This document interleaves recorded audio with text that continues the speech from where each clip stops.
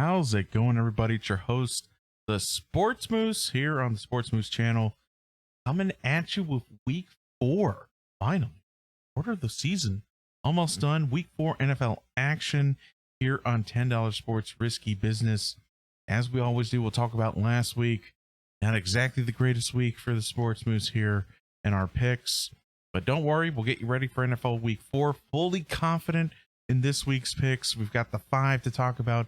Of course, your $10 parlay of the week and Moose's Monster Teaser. I just know it's going to hit one of these days, and it's going to be glorious when we can play the money song here on the show.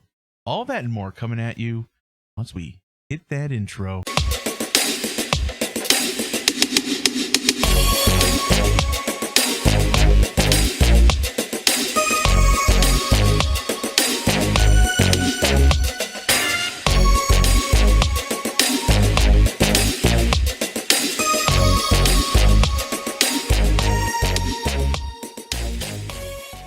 Welcome back once again to the channel. If you're new here, of course, I'm the Sports Moose, and $10 Sports is our weekly gambling show. Really big on the NFL. Of course, as we get past the Super Bowl, that slows down a little bit.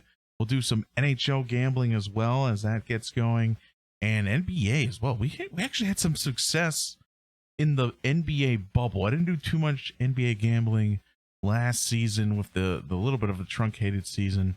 We kind of took it easy on the NHL as well, especially with only specifically division play. Better believe we're going to have some NHL picks at least weekly, whether it's here on the show or on Twitter. Make sure you follow us on Twitter. We always throw free picks out there, so make sure you're following us on Twitter and all of our social media. See them listed down below me here on the screen. Crazy week in NFL Week 3. Got a couple games to talk about because we're gonna look at the record, and it's not great for Week 3. I mean, it's almost like we're amateurs here, right? I mean, which we are. Of course, we do this for fun. We'll throw a couple dollars here and there online. Definitely not what I do for business or any sort of. This isn't. Sports gambling is more of a hobby. Throw some money at it, have some fun, but it's not fun. It's not fun when you see red. We'll see NFL Week 3 just how badly we did, but we've got to talk about some of these games. And I think one of the games that really screwed us up was the Chicago-Cleveland game. Mostly because we thought Justin Fields was finally going to get his chance. And then, of course, 40 yards of offense, 40 yards of passing, I think. Maybe the Bears only had like 41 yards of offense. I mean, absolutely terrible showing. I saw some of that game, and I kind of agree with some of the criticism out there with Nagy and the play calling. Of course, Bears defense trying their best to hold it together, especially after their effort last week against the Bengals. But ultimately, I'm kind of in the camp of this was very purposeful. Whether it was the play calling was so dramatically reduced in scope to, I guess, have Justin Fields comfortable with the playbook, which blows my mind, or it was an absolute inside job for the Bears coaching staff to be able to preserve their jobs, or as I told you so. He's not, Justin Fields is not ready. Is this a Justin Fields, I'm an OSU quarterback situation? It's absolutely crazy. It just blew my mind. I thought we were going to see more there, as I think we had the over on points there, and kind of, the wanting really for the Bears to win it. Justin Fields to get that first W with Red Rocket finally out of the way. Just wasn't meant to be. So Bears, of course, losing semi-big to the Browns last week. Another game we have to talk about, and I know it was on our avoid list, but potentially game of the week, Chargers Chiefs. And it's mostly because of the testicular fortitude of the Chargers offensive coordinator and, of course, head coach, coaching staff in general, to know that you can't give the ball back Patrick Mahomes just up a field goal. They went for broke. I couldn't believe it. When I was like, conservative NFL football fan in me is like, well, why are we not kicking a field goal? Going forward on 4th and down, they were going touchdown or broke. They knew it. Give the ball to Patrick Mahomes. He's going to drive down the field. He's a best case scenario. They're going to, with Butker as their kicker, they're going to tie the game. Worst case scenario, he goes down, throws a touchdown, and it's great that he kicked the field goal, leaving Patrick Mahomes 45 seconds left to come score a touchdown. So great, courageous play calling by the Chargers there. They wanted to win that game, especially after some of the close calls last year against the Chiefs. What do you do if you're a Chiefs fan? 1-2? I'm not panicking too much. I'll be back. This is a little bit of a slow start. Of course, what's going on with the Saints and Patriots? Both of them seeming to be going in different directions. Of course, Saints a little bit disappointing last week with Jameis coming back down to earth. I really thought Belichick was going to have something for Jameis. I was going Patriots hard. I mean, I thought coaching was going to get the job done there. Turns out that coaching can't make a rookie quarterback make good decisions. Coaching can't make a rookie quarterback play well on the field, despite trying to play to his strengths and introducing a scheme that maximized on Mac Jones's comfort or level of comfort with the offense. Saints defense came to play. I mean, you saw that against the Packers, maybe not so much last week, but Saints defense is something to be reckoned with. I think I underestimated the Saints in general. Maybe that's the Bucks fan in me and the bandwagon Jameis fan, right? Knowing the Jameis Winston experience for living it for so many years, that this typically trends down. So Saints, I think we gotta keep them in the back pocket. I think they're going to be part of some good wagers coming up in this regular season. Keep them in mind. Saints, Patriots, especially with the Bucks coming up here in week 4. We'll talk about that a little bit more as we get into this week's picks.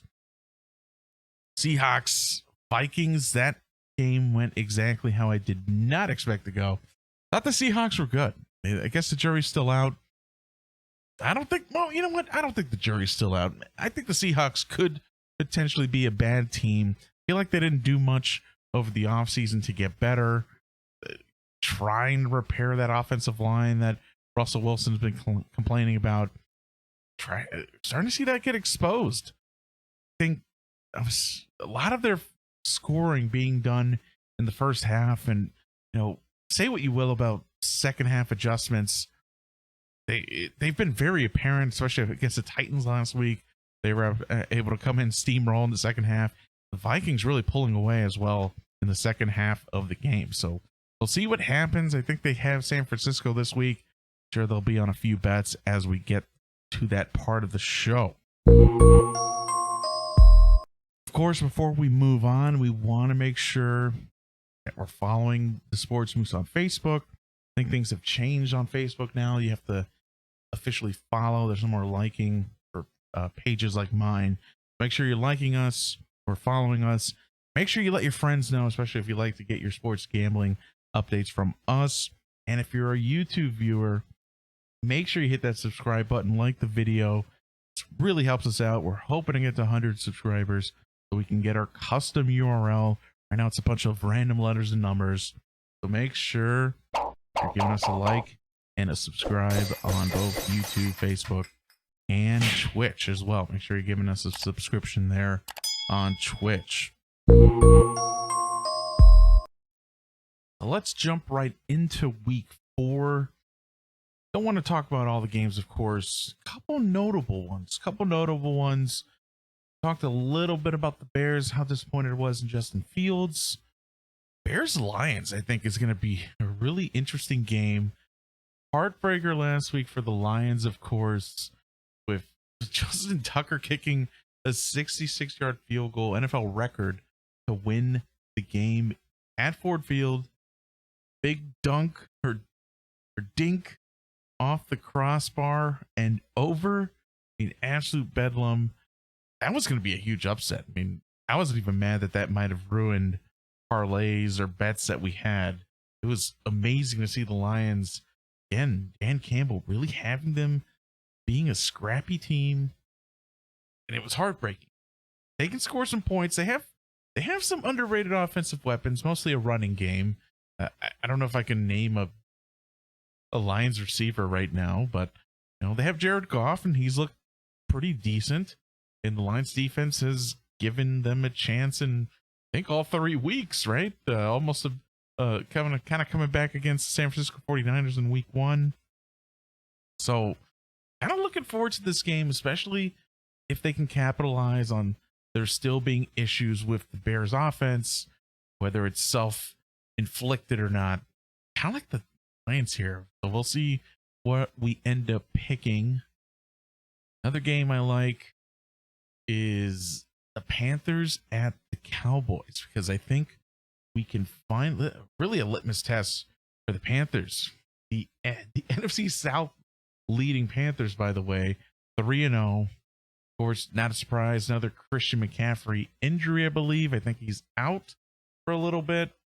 But this is a great test for both teams, because I think Carolina's defense is a little bit underrated. They've looked good. That offense has looked good with Sam Darnold and his various offensive weapons. Thinking of Moore and a few others that they've added. And, of course, Dallas with the return of the Dak back, looking great. Only Pollard had the running show at least for 1 week in week 2, and Zeke looked pretty good last week. So I think the Lions right now, over under 50.5, and Dallas minus 4.5. That's a tight one. I mean, I like those numbers. Probably right where I would put them as well. Jacoby Brissett revenge game in Miami. Colts, Dolphins. Still don't know the status of Carson Wentz and his somehow 2 sprained ankles. Definitely did not look great last week. Colts just coming up a little bit short. You gotta give it to him. Guy's an animal. Tries to compete. Carson Wentz, of course, 2 messed up ankles. You could tell he was in discomfort. My guess is Eason isn't the option in Indianapolis, so it's basically Carson, you either play or we're probably done this year until Erlanger, I guess, is back. Of course, UT alum. So I like the Colts Dolphins. I think the line's 42.5. That could be a pretty easy under. A pretty easy over, I think. I think there could be some points in that game. Right now, Dolphins favored 1.5. I expect that to shift a little bit. NFC West matchups. I think it's Rams, Cardinals, and Seahawks 49ers. It's going to be a pretty interesting weekend to see those. Another litmus test. Love the phrase litmus test for the Broncos. I think they're actually favored, right? Broncos just talked about the Ravens. Broncos hosting the Ravens, especially after last week, and we'll look at that in a moment. A little concerned about picking what seems to be the obvious choice. Broncos are 3-0, but I've seen some great Homer Simpson memes that I think the Broncos have defeated every 0-3 team right now. So, is that 3-0 real? And it's as real as it gets in Denver. It's been a rough couple years with some injury issues, quarterback issues, and whatnot. So celebrate while you can, Broncos fans. This could be the beginning of the end here, especially with the Ravens coming off an emotional win, but probably more so knowing that they have to play a little bit better, especially after almost coming up short against the Detroit Lions. So those are really, for me, the games to watch. Of course, last but not least, Tom Brady's homecoming to Foxborough in New England against the Patriots. Right now, Bucks -7. Say what you will, how they looked last week. I think we're starting to see a couple weaknesses for the Buccaneers. I just don't know if the Patriots can expose those. I mean, I'm really curious about some of the comments being made by Belichick of Brady's essentially saying Brady's a system quarterback, that he's playing the offense he's accustomed to. So, especially with the showing against the Saints, I don't have confidence that New England can pull off the upset here or come up with some scheme to confuse Brady or whatnot, despite how familiar Bill Belichick is with his tendencies or not. I just don't know if I like the -7. 45.5, I think, is also a pretty set number too. That could be an under, and -7. Ugh, might have to take Pat's -7 there. I think this could be potentially a close game and a low scoring game. Before we get to the picks, quick update on stats, mostly because I'm keeping the stats this year, looking at standard deviations and other funny, fantastic statistical terms to see if we can get the upper edge. Let's look at the update for week 3. Only 7 favorites covering. 7 favorites covering, so right under 50% at 44% for your favorites if you're looking to pick a favorite. And of course, favorites this year, 19 or week 3, right? Let's give us 16, 48, 19 out of 48, 39.6% of favorites covering right now through week 3 of the NFL season. Overs, only 5 hit in week 3. It got us up to 20 though, almost 50%. So 20 out of 48 once again, 41.7% of overs hitting. Average points versus the set points. So right now the NFL season might be a little bit low scoring again, just because one fewer preseason game. Offenses are still going. Lots of rookie quarterbacks making mistakes out there. 45.4. The average is right around 48. 47.9 is what Vegas is setting the lines at least for week 3. 48.1 on the season for the over-unders for the totals, and still 46.9, so still a little bit lower. Of course, that reflects a lot of the unders hitting. Then the average game spread, so typically when the favorite when the spreads are being set, they're being set at about 5.1 on average. And for week 3, it's actually come down, so the margin was a little bit smaller, which I thought was really interesting, versus what's being set the whole year. 5.1 versus 2.3 is what you're seeing. A little bit of the games kind of affecting that. Of course, the 35-0 victory and the 26-0 victory by the Broncos and Bills over the last few weeks, probably skewing data a little bit, but kind of the favorites only hitting 39.6%. That's interesting. A little bit of underdog ball happening here early on in NFL season, or week 3. Vegas gifts. These should have red mooses on them. I didn't even do them this week. Just embarrassed. Both of them with red mooses. Thought Pittsburgh was going to show a pulse. Couldn't believe the Bengals pulled. I mean, I can believe the Bengals pulled it off. And Ben Roethlisberger. Has anyone ever retired mid-season? That's rough. It's tough to see him go out this way. Hopefully, if you're a Steelers fan last season or Big Ben, then New England at the Saints. The Saints are going to be one of those weird teams. Is live or die by Jameis. They're going to try and throw Taysom Hill to save the game. I don't know. The Saints might be on my keep away list for a little bit, because I fully thought Belichick and his coaching and his ability to be a game changer as a coach was going to come into play. Just didn't happen. And trap games, of course, from last week. Really no trap games here for this week. I'd be willing to put money on most games this week. I think there were some obvious ones here. The Seattle Vikings trap game, because again, Kirk Cousins is such a big question mark. KC -6.5. We saw Chargers cover easily and win outright. And then Tennessee and the Colts, actually a pretty close game. I think Tennessee ended up covering the -5.5, but that ended up being a closer game than probably what it should have been by the end. All right, week 3 picks. Let's go over them quickly so we can get to the official picks and send you on your way for week 4. A lot of red up there. 9 incorrect picks by Moose. This is the worst I've ever done. You go back to the tape last year and the year before when Emrod and I were doing picks. This is the worst I've ever done. 1-9. Absolutely terrible. under not hitting in Green Bay, San Francisco, happening towards the end of that game. For Seattle, kind of a bad choice there. Thought Houston were going to be my coverage heroes.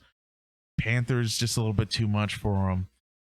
Thought the Bears, again, Justin Fields was gonna be able to run around and score some points for the Bears.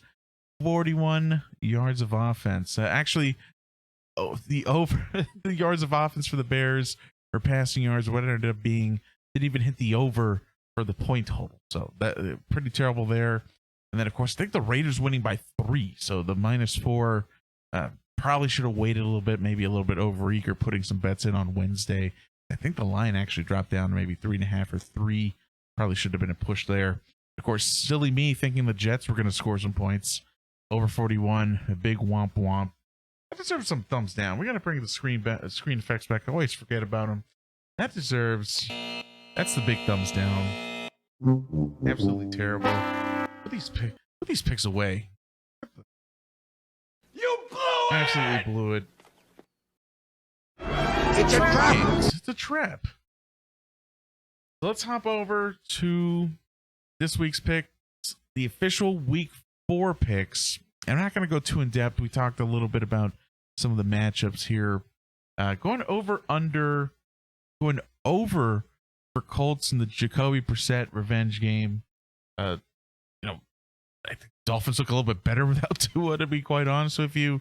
And hopefully another week of relaxation to some degree for the Colts quarterback situation with Wentz. Hopefully they can get going, though I'm getting fantasy alerts that Jonathan Taylor is banged up, among others. We'll have to wait and see. Hopefully some points there. Over 42.5 should be doable for that game. Hopping over to Washington football team in Atlanta, even though I swore I would never bet on Atlanta again. Kind of like what I saw last week. Matt Ryan still has some potential in there. Though he's on the back 9 of his career, still has the ability to light offenses up or light defenses up.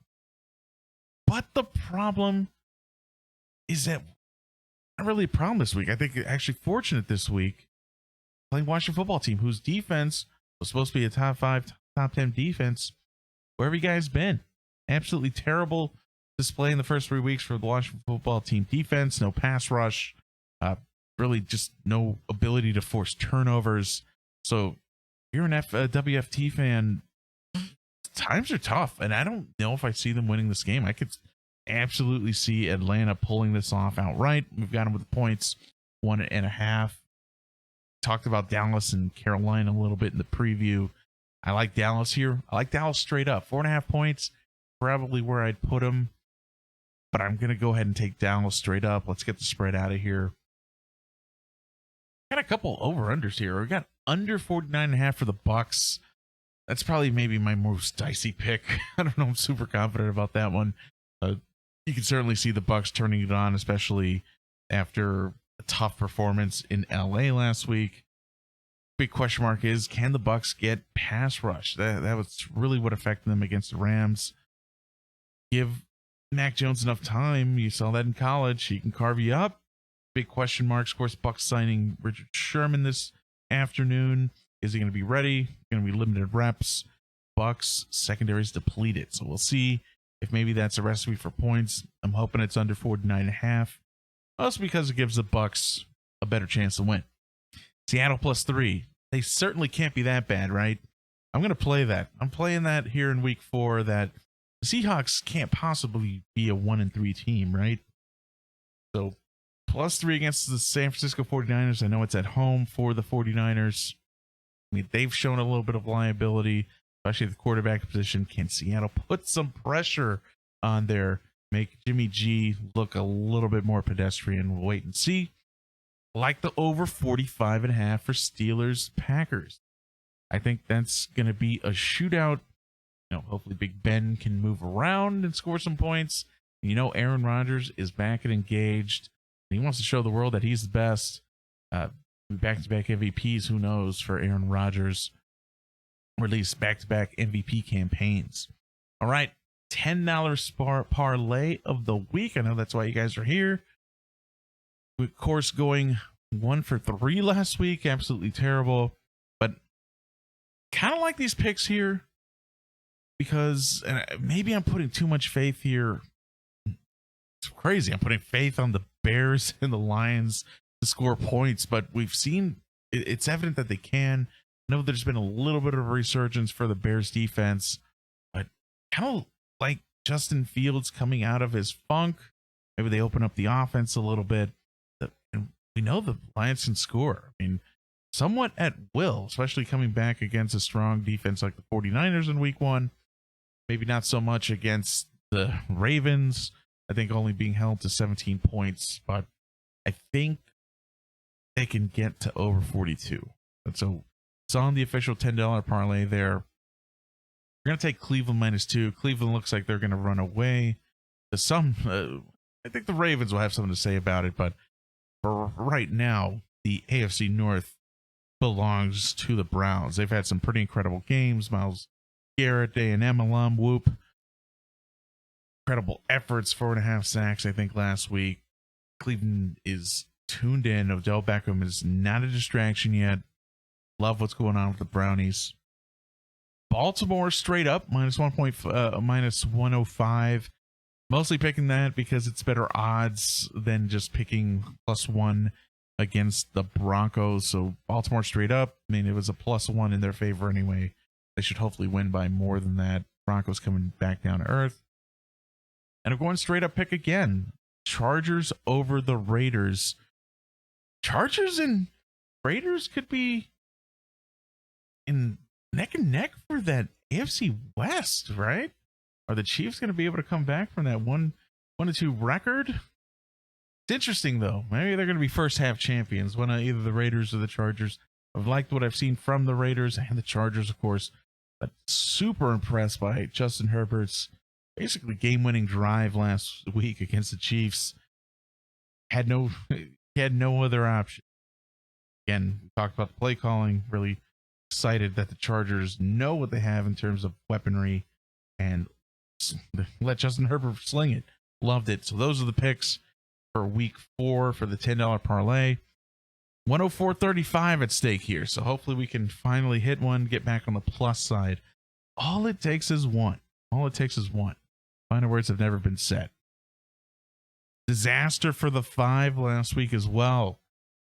Saw Green Bay, we saw San Francisco go down to Green Bay in overtime, or I think at the end of the game. Again, silly us thinking the Jets are actually going to score some points and keep it within 11. Arizona, of course, a solid pick. And Tennessee, kind of an easy pick there. We went all in on Justin Fields and the Bears. So sorry about that. Didn't hit that one. So 2-3 on the week. But the 5 for this week, the wheel giving us some good fortune here. 4 money line picks. So usually money lines sometimes get a little bit tricky. Yeah, I know it's easy because you're just picking the winner, but sometimes they're a little bit tricky. But we got one. Buffalo -800 against the Texans. I like that one. We're at least going to get one. Only one spread pick here, and I'm going to go Detroit +2.5. Rest of the money lines, Baltimore ended up being decided by the wheel. Seattle and San Francisco on the wheel, taking the Seahawks straight up, and then Cleveland, Minnesota, going to go ahead and take the Browns straight up. So the wheel really giving us some picks that we were going to make anyway. So kind of fortunate there. Of course, on the season through 3 weeks, 7-8, so under 500.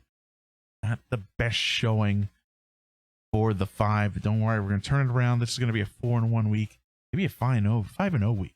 We got a 5-0 week going. And of course, lastly, the big teas have been so close. I think we missed out on one leg once again last week.